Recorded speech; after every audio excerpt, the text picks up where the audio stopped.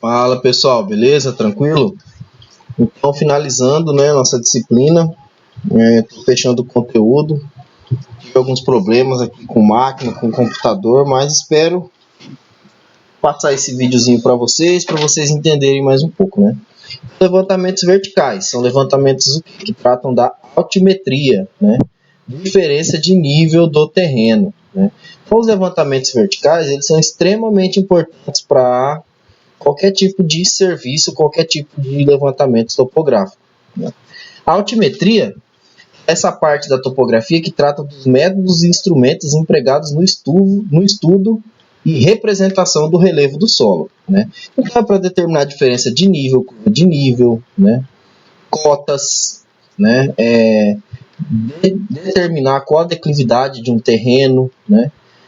Sistematizar esse terreno para deixar ele numa determinada declividade. Então, tudo isso é parte da altimetria.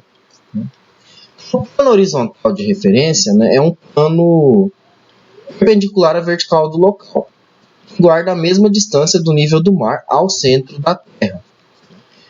Se vocês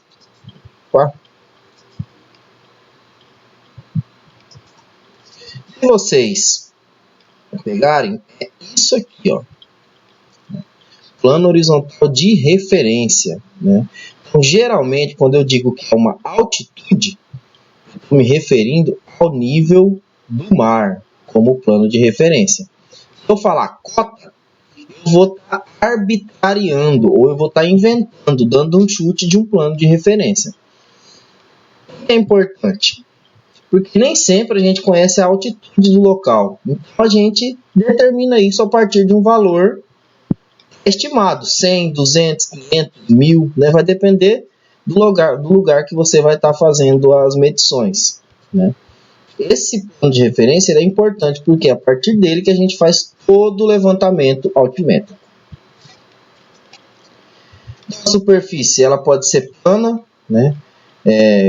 Quando ela for perpendicular à vertical do lugar, né? O nível do mar é um termo de comparação em relação à altitude, né? A altitude de um ponto é a medida de uma distância na direção vertical correspondente ao comprimento de um ponto perpendicular à baixa de um ponto na superfície, né? Então é um ponto que você está em relação a um ponto determinado, né? Altitude, cota, diferença de nível, diferença entre dois pontos, né? Isso aqui é bem técnico, isso aqui vocês vão dar uma olhada no slide, né? Dar uma lida que eu vou mandar para vocês, mas vamos para a parte que interessa, que é a parte prática, né? A finalidade de um levantamento altimétrico é isso aqui, ó, esse tipo de produto. Esse é um modelo digital de superfície e aqui é um mesmo modelo digital de superfície. Qual que é a diferença? Aqui eu tenho um modelo 3D, né? E aqui eu tenho isolinhas, são conhecidas como curvas de nível, né? As curvas de nível, elas são importantes por quê? Porque elas vão dar a representação e elas podem ser utilizadas juntamente com o mapa planimétrico. Então eu tenho um mapa da área, mais as curvas de linhas, eu vou ter um levantamento plani-altimétrico, né? A diferença de altura entre dois pontos é a diferença de nível entre eles. Então, se eu pegar aqui esse ponto, nessa determinada cota, aqui, cor aqui meio amarelada, está lá entre 800 metros. E essa cor verde, 680. Então, de 800 a 680, eu vou ter 120 metros de diferença de nível, né? Essa é a minha diferença de nível. No levantamento altimétrico, a gente consegue realizar a representação gráfica do relevo, né? Então, esse tipo de serviço.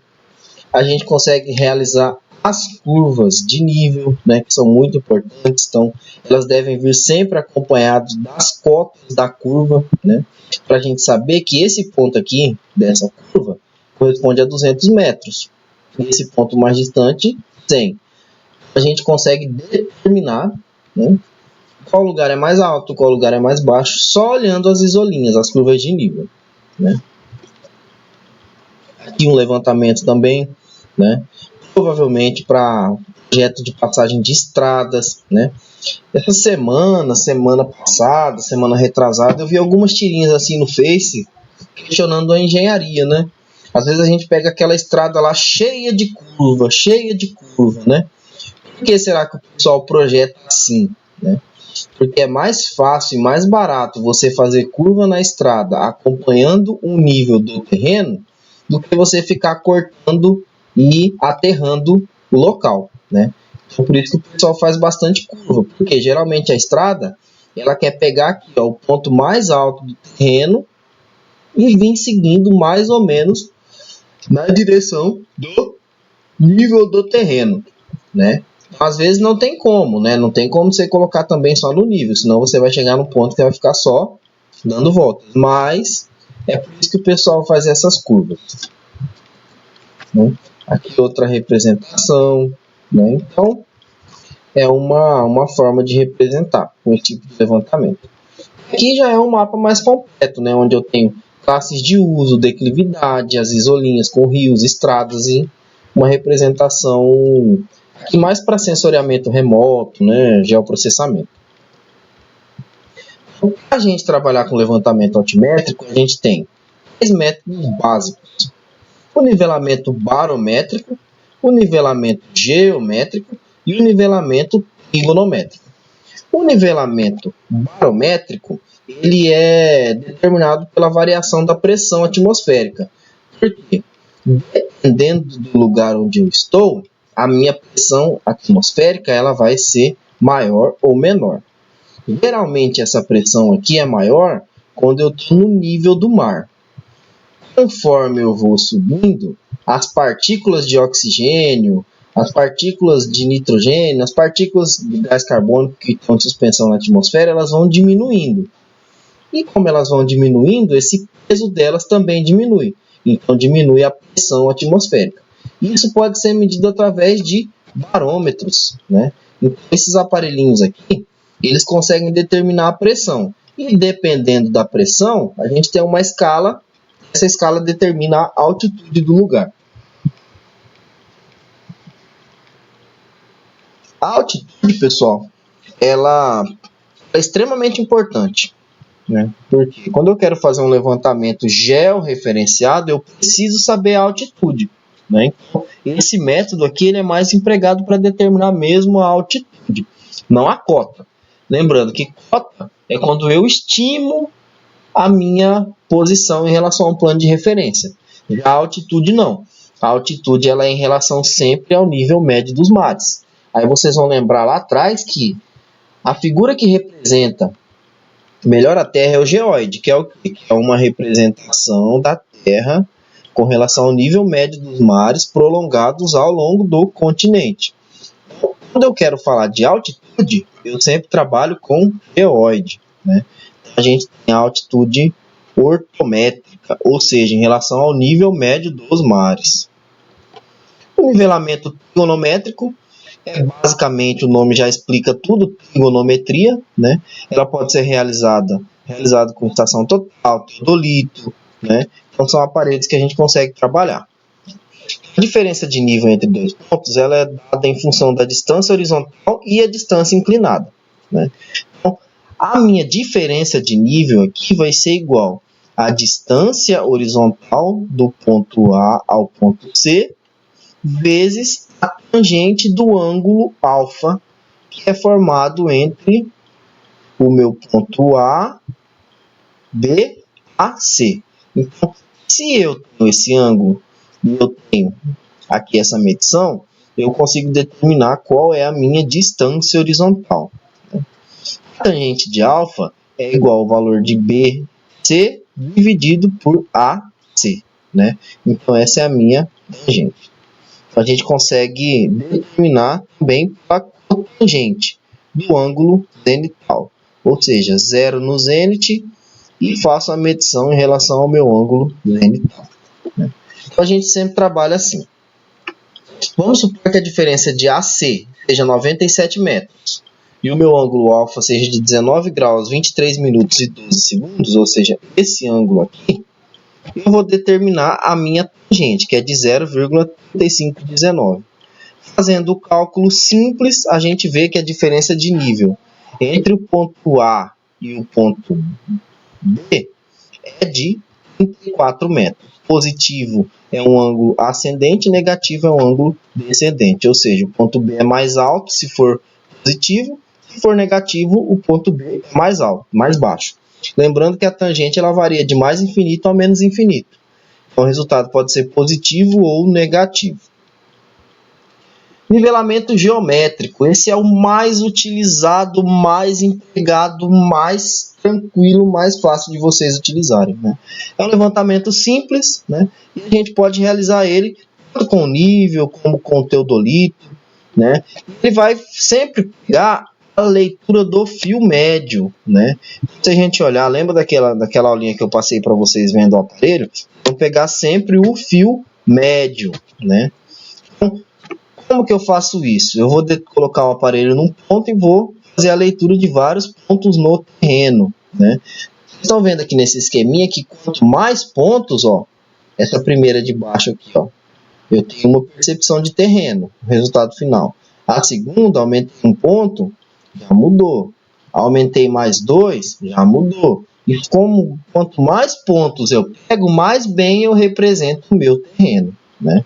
Então é sempre importante você tentar fazer um levantamento com bastante pontos.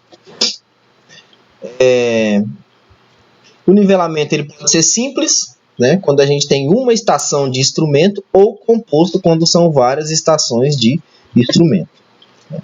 Então, como é que funciona isso? Você coloca o aparelho num lugar que você consiga enxergar e vai fazer a leitura desses pontinhos aqui, ó. Cada ponto desse é uma leitura, né?